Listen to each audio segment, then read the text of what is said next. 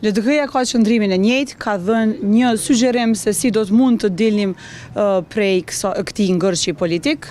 Kjo është një shpërfaqe vërtet e një partie që ka dalë para në zgjedhje, por nuk po arrin ta formojë shumicën.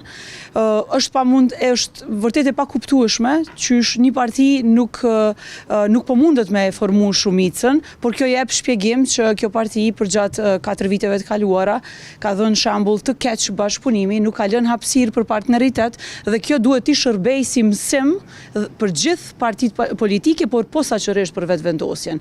Diskursi që është përdorur ka qenë jo i natyrshëm, jo normal për një parti politike, andaj duhet të merr mësim njëherë për gjithmonë. A do t'i përgjigjeni ftesës së mundshme nga ana e presidentit? Ne kemi treguar që jemi për dialog dhe i përgjigjemi të gjitha ftesave institucionale për t'i ndihmuar zhbllokimit të situatës. A ka Lidhja Demokratike na i propozim për na i dace për mundin me u taku krejt partitë?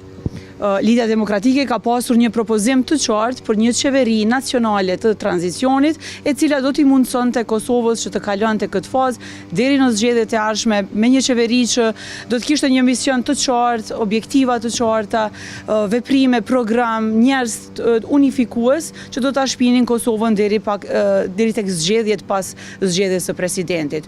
Ky është sugjerimi jonë njëherë për njëherë, andaj na leni të ta shohim apo realizohet. Si refuzim përgjigjen e Partisë Demokratike të Kosovës që në vend të takimit tha që presidenti është ajo që duhet i ftoj partitë politike për të dakorduar për çka do që ka nevojë, duke qenë se tha që në fakt në rreshta u kuptua që nuk ka qenë çështje e Lidhjes Demokratike të Kosovës që t'i mbledh gjitha partitë. Të gjitha